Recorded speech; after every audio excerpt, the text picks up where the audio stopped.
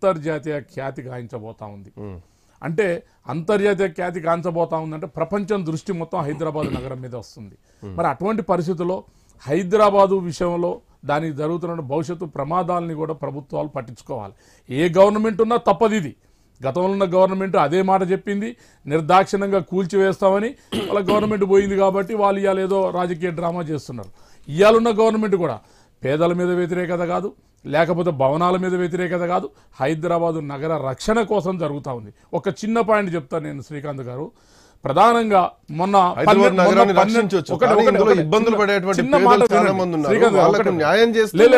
అదే చెప్తున్నాను, ఒక 2 నిమిషాలు దాని గురించి చెప్పనేయండి. మొన్న 12% వర్షం పడింది హైదరాబాద్లో. దాదాపు 0.5% హైదరాబాద్ మొత్తం నీళ్ళల్లో ఉండిపోయింది. 12% పడితేనే. మొన్న లాస్ట్ 2021లో 19.8% పడితే 75% మొత్తం హైదరాబాద్లో పండుకుంది, నీళ్ళల్లో పడుకుంది హైదరాబాద్ మొత్తం 19.8%. ఇలా నేను ఒక్క మాట చెప్తా ఉన్నా, ముంబైలో మొన్న 2000 సంవత్సరంలో వర్షం పడింది ఎంతో తెలుసా, 94%. అయినా ముంబై వరదలు స్వేచ్ఛగా ఒక 1 వీక్లోనే క్లియర్ అయిపోయినాయి. 94% పడితే ఇలా 19.8% పడితేనే హైదరాబాద్ 75% నీళ్ళల్లో మునిగిపోయినటువంటి పరిస్థితులు. మరి దాన్ని కూడా ఒకసారి మనం అర్థం చేసుకోవాలి. నిజంగా కాక ఈ హైదరాబాద్కి ఓ 30% 40% వర్షపాతం నమోదైతే ఈ హైదరాబాద్ను ఒకసారి మీరు ఊహించండి. నేను చెప్తా ఉన్నా, ఈ హైదరాబాద్తో పాటు ఇంకొక ప్రమాదం కూడా చెప్తాను.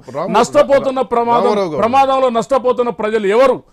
మొత్తం ఈ మూసి పరివాహకంలో ఉన్న వాళ్ళే ఇండ్లు కూలిపోవడం, ప్రజలు కొట్టకపోవడం, చనిపోవడం, రోగాల పాలు కావడం, ప్రమాదాలకు గురి కావడం, కరెంటు ఫెసిలిటీ, రకరకాల ప్రాబ్లమ్స్ తోటి ప్రధానంగా ఫస్ట్ విక్టిమ్స్ వీళ్ళే అవుతున్నారు. దీన్ని ఎందుకు ప్రజలు అర్థం చేసుకోవటం లేదనేది ఒకటి. ప్రభుత్వం చేస్తున్నటువంటి దాని మీద మనం ప్రశ్నిస్తున్నాం.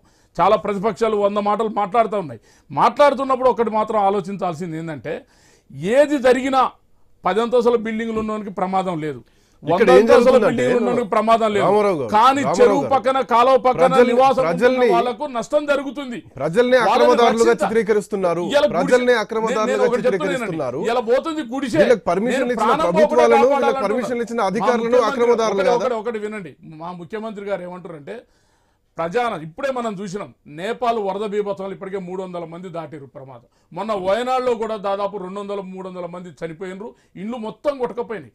అంటే నగరీకరణ పెరుగుతూ ఉంటే, బాగా జనం ఎక్కువైతా ఉంటుంటే ఆ ఉన్నటువంటి అన్ని ఇంకా ఎక్కువ అయిపోయి కొట్టకపోయేటటువంటి పరిస్థితులు ఉన్నాయి. మనం మొన్న విజయవాడ చూసినాం, దాదాపు 75% వరదల్లోనే ఉంది. ఆ గుట్టలు కూలినాయి, రోడ్లు కూలినాయి, కాలువలు కూలినాయి, వంతెనలు కూలినాయి. ఇవన్నిటికీ ఎవడు చెప్పడు. అయాల మాత్రం ఏమంటారు, ఏం నగరం అండి, ఈ నగరాన్ని ఏం బాగు చేసిరండి, హైదరాబాద్ని ఏం పని చేసిరు, చూసిరా ప్రభుత్వాల విఫలం అని మాట్లాడతారు. ఇవాళ దాన్ని ముందు జాగ్రత్తగా చేయకపోతుంటేనే దీనికి అడ్డం తిరగడం. ఏంటంటే మీరు ఎంతసేపు రాజకీయమేనా మాట్లాడేది? ప్రతిపక్షాలు నేను ఒకటే అడుగుతున్నా, రాజకీయమేనా మాట్లాడుతున్నా? ప్రతిపక్షాలు రాజకీయాలు మాట్లాడుతున్నారు, ప్రభుత్వాలు మానవీయ కోణంలో చూడాల్సినటువంటి అవసరం లేదు. 100% చాలా మంది ఇక్కడ చూపిస్తున్నారు 2 రకాలు. ఒకటి, కొంత ఇక్కడ ఏదైతే భవనాలు కూల్చివేస్తున్నాయో అవి కనపడుతున్నాయి. కొంతమంది ఇదే సందని చెప్పి వేరే రాష్ట్రాల్లో గోలగొట్టినవి కూడా తీసుకొచ్చి హైదరాబాద్లో ఇగో జరుగుతుంది, రేపు ఆదివారం గోలగొడుతున్నారు అని చెప్పి తప్పుడు వీడియోలు కూడా పెడుతున్నటువంటి పరిస్థితులు మనకు సోషల్ మీడియాలో కనపడతా ఉన్నాయి. అంటే ప్రజల్ని భయభ్రాంతులకు గురి చేయడం. ఇలా మనం ఒకటే అనుకుంటున్నాం, ప్రజల రక్షణ కోసం ఉన్నాం ఆ ప్రభుత్వం, ప్రజల్ని నష్టం చేయడానికి ఉన్నదా అనేది వాళ్ళు అర్థం చేసుకోవట్లేదు. ప్రజల్ని రక్షించడం కోసమే. ఒక ఇల్లు పోతే ఇల్లు తెచ్చుకోవచ్చండి, ఒక ప్రాణం పోతే తెచ్చే శక్తి ప్రతిపక్షానికి ఉందా, అధికార పక్షానికి ఉందా నేను అడుగుతాను. ఒక ప్రాణం పోతే తెచ్చే శక్తి ఎవరికి లేదు. కాబట్టి ప్రాణాన్ని కాపాడాలి. వాడు పేదవాడైనా, ధనవంతుడైనా, ఉన్నోడైనా, లేనోడైనా ఒక ప్రాణాన్ని కాపాడాలి. మీరు అన్నట్టు పేదల ఒక్క ప్రాణమైన ప్రాణమే, ప్రాణాన్ని ఇప్పుడు గుడిసెలు ఇవన్నీ కూడా వాళ్ళకు ప్రత్యామ్నాయం చూపిస్తారు. ఆల్రెడీ ఇంకా 60,000 ఇండ్లు రెడీగా ఉన్నాయి. 1,00,000 ఇండ్లు గతంలో ఉన్నాయి, ఇంకా కొన్ని ఒక 15,000 ఇండ్లు కన్స్ట్రక్షన్లో ఉన్నాయి. ఇవన్నీ కూడా సరి చేస్తూ ఉన్నారు. దీన్ని ఏం చేస్తున్నారంటే ప్రజలకు ఇప్పుడు నిన్న కూడా చూడండి, ఒకటి వాళ్ళకందరికీ డబుల్ బెడ్రూమ్ ఇండ్లు ఇస్తున్నారు, తాళాలు ఇచ్చి పంపిస్తున్నారు. ఆ లోకల్ వాళ్ళని రెచ్చగొట్టేసి ఈ ఆల్రెడీ మాకు ఇచ్చేసిండ్రు అని చెప్పి వాళ్ళని మళ్ళీ వ్యతిరేకంగా లేపడం. ఇంత మల్టిపుల్ అటాక్ చేస్తున్నారు ప్రతిపక్షం. అంటే పరిపాలన జరగొద్దు, ప్రజల్ని గందరగోళం పరచాలి, ప్రభుత్వాన్ని దెబ్బతీయాలనేటటువంటి కుట్ర జరుగుతుంది తప్ప ఎవరికి కూడా కనీసం చిత్తశుద్ధి లేదు. పేద ప్రజల ప్రాణాలు పోతే పోని, వాళ్ళ ఏది జరిగినా ఏం లేదు అనేటటువంటి పద్ధతిలో ప్రతిపక్షాలు ఆలోచన. నిజంగా సద్విమర్శని ప్రతిదాన్ని పట్టించుకున్నాం. ఏ అంశం మీద మీరు చర్చ చేసినా తప్పకుండా ఒకవేళ మేము మీరు తీసుకుంటున్నాం. విమర్శల్ని పట్టించుకుంటే గనక బాధితులంతా ప్రభుత్వమే బాధితుల దగ్గర పోయి వాళ్ళను బుజ్జగించాలి, వాళ్ళకు ఒక మార్గం చూపించాలి. బట్ బాధితులు ఈ రోజు ప్రతిపక్షాల ఆఫీస్లో ప్రతిపక్షాల కార్యాలయాల దగ్గర పోతున్నారంటే ప్రభుత్వం చేస్తున్న దానికి వ్యతిరేకంగా ప్రజలు తిరగబడుతున్నారనే కదా.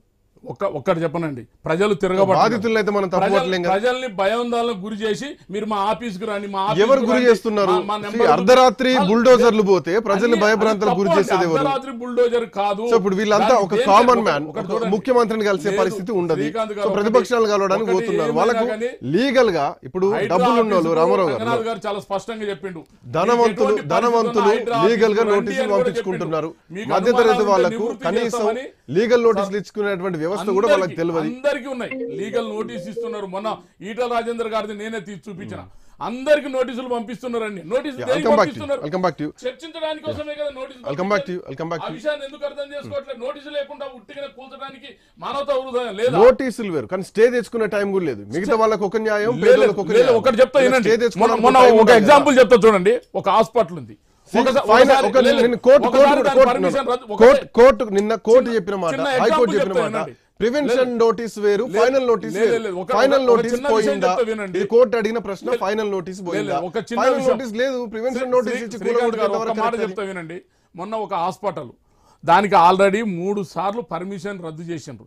రద్దు చేసినాక కూడా వచ్చి మళ్ళీ నువ్వు కన్స్ట్రక్షన్ చేస్తున్నప్పుడు అయ్యో హాస్పిటల్ కూల్చిందే చూసిరు, కానీ 3 సార్లు పర్మిషన్ రద్దు అయినా నీకు గవర్నమెంట్ అంటే, ప్రభుత్వం అంటే కింద భయం ఉండదా? వస్తాను. దాన్ని అర్థం చేసుకోవాలి. ఒక చిన్న బ్రేక్ తీసుకుందాం. బ్రేక్ తర్వాత డిబేట్ విల్ బి కంటిన్యూ.